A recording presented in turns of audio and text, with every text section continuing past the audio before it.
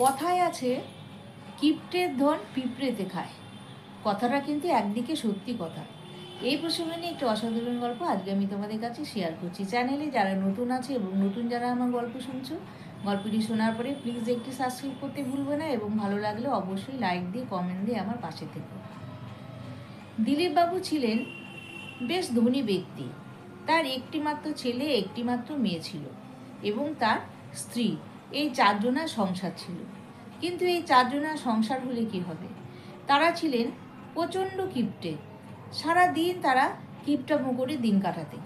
অথচ দিলীপবাবু কিন্তু মায়নাপত্র ভালো পেতেন, বেশ ভালোই তাদের চলার কথা। কিন্তু ছেলে মেয়েকে সব সময় দেখাতো তাদের অবস্থা ভালো না, তারা ভীষণ গরিব এরকম। ছোটবেলা থেকে তার দুই ছেলে মেয়ে কিন্তু বাবার এই অবস্থা দেখে এসছে। যখন টিউশন পড়তে যেত, ছেলের মায়না ঠিকমতো দিত না, টিচার ভালো করে পড়াতেন না, এমনকি মেয়ের বেলাতেও তাই। আস্তে আস্তে তারা যখন বড় হলো, তারা ভীষণ লজ্জা পেত।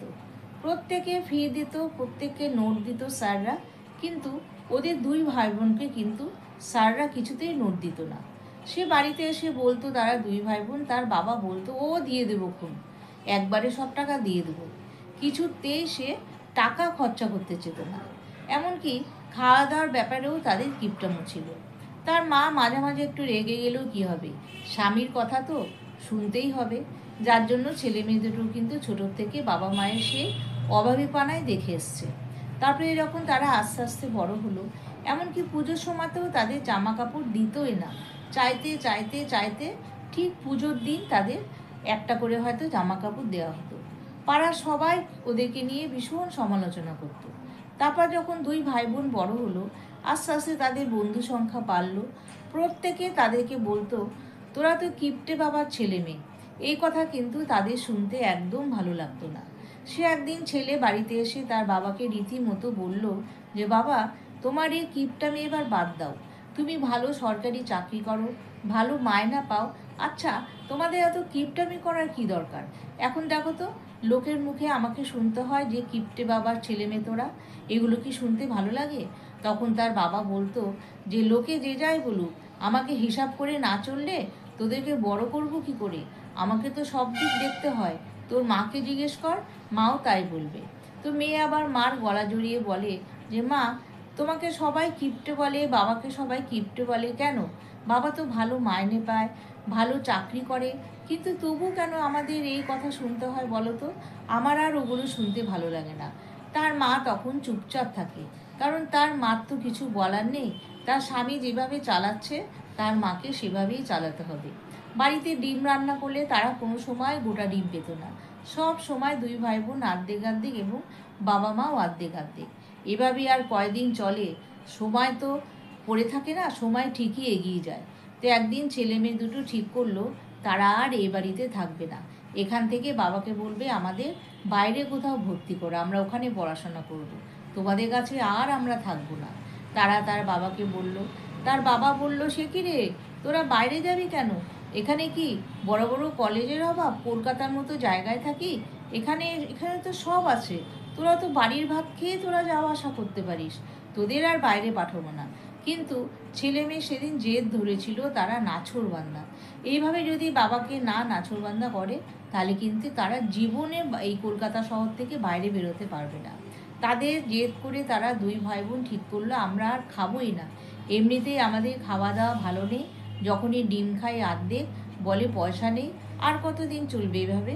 বরং আমরা জেদ করি, চল আমরা কিচ্ছু খাবো না, না খেয়ে থাকবো, দেখি বাবা মা কি করে আমাদের। সেই কথা মতো তারা দুই ভাই বোন একদম 3-4 দিন ধরে না খেয়ে আছে, খালি জল খেয়ে আছে। তখন তার মা তার বাবার উপর প্রচণ্ড রাগ করলো। বাবার উপর রাগ করে বলল, তুমি কি দেখতে পাচ্ছ না ছেলে মেয়ে দুটো 3-4 দিন ধরে না খেয়ে আছে? তোমার কিসের অভাব? আমি এতদিন মুখ বুজে সব সহ্য করেছি, আর আমি সহ্য করব না। এবার তুমি পয়সা বের করো। সারা জীবনে যা সঞ্চয় তোমার প্রচুর টাকা, আমি জানি। এতদিন আমি মুখ বন্ধ করে রেখেছিলাম, এবার ছেলে মেয়ের দুটো তাকিয়ে তুমি একটু খরচ করো। তখন তার বাবা কিছুতেই তো খরচা করে না। অনেক কষ্টে অনেক কিছু করে তারা তো অনাহারে পড়ে আছে। এই অবস্থা দেখে স্বাভাবিক বাবা তো, তার তো একটু মায়া হবেই। তখন তার বাবা ঠিক করলো, ঠিক আছে তোরা যা, বাইরে পড়তে যা, তোরই খরচপাতি সব আমি দিচ্ছি।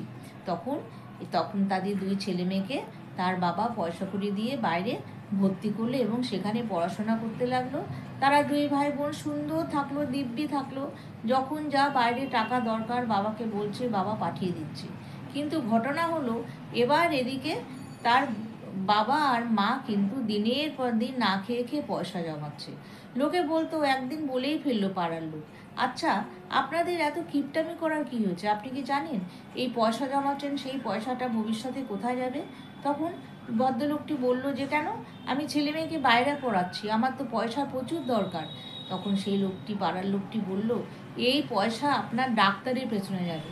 আপনারা এরকম না খেয়ে না খেয়ে দিনের পর দিন কাটান। মাছ কয়দিন কিনতে দেখি, ডিম কয়দিন কিনতে দেখেন? আপনারা কোনোদিন দুধের স্বাদ পেয়েছেন? দুধ খেয়েছেন?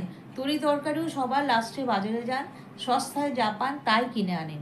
বাপরে বাপ, আপনাদের মতো এবং কিপটে মানুষ আর জীবনে একটাও দেখিনি। ভাগ্যিস ছেলে মেয়ে দুটো জেদ ধরেছিল তাই বাইরে পাঠালেন, নাহলে তারাও হয়তো আপনার এখানে তারা মারা যেত। এই কথা শুনে দিলীপবাবু প্রচণ্ড রেগে গেলেন। তিনি তার স্ত্রীকে এসে বাড়িতে বললেন, শোনো, অনেক হয়েছে, যা পয়সা জমেছে আমাদের যথেষ্ট। ছেলে মেয়েকে বাইরে পড়িয়ে ছেলে মেয়েকে ভালো বিয়ে দিয়েও আমরা ভালো মতো থাকতে পারবো। আজকের থেকে আমরা ভালো খাবো, ভালো পড়বো। এই কথা শুনে তার স্ত্রী ভীষণ খুশি হলো এবং খুশি হয়ে বলল, ঠিক আছে, এতদিন করনি, কিন্তু আমাদের শরীরে যা ক্ষতি হওয়ার তা তো হয়েই গেছে। দিলীপবাবু বললো, কিসের ক্ষতি? আমরা তো খেয়েছি, সবই খেয়েছি। বললো, কখনো না। তুমি পুষ্টি জাতীয় খাবার খাইছো কোনো দিন আমাদের? আমার ছেলে মেয়েকে, আমাকে কোনো দিন খাইছো? তুমি নিজে খেয়েছো? তুমি সারা জীবন পয়সা চিন্তা করে গেছো। এগুলো করা কখনো ভালো না। এখন কিন্তু ডাক্তারের পেছনে যেগুলো তুমি কিপটামি করেছো, সেই টাকাগুলো সব ডাক্তারের পেছনে যাবে। তখন দিলীপবাবু বুঝতে পারলো, সত্যি সারা জীবন কেমন ভুল করে গেলাম। তাহলে বন্ধুরা, কখনো কিপটামি করতে হয় না।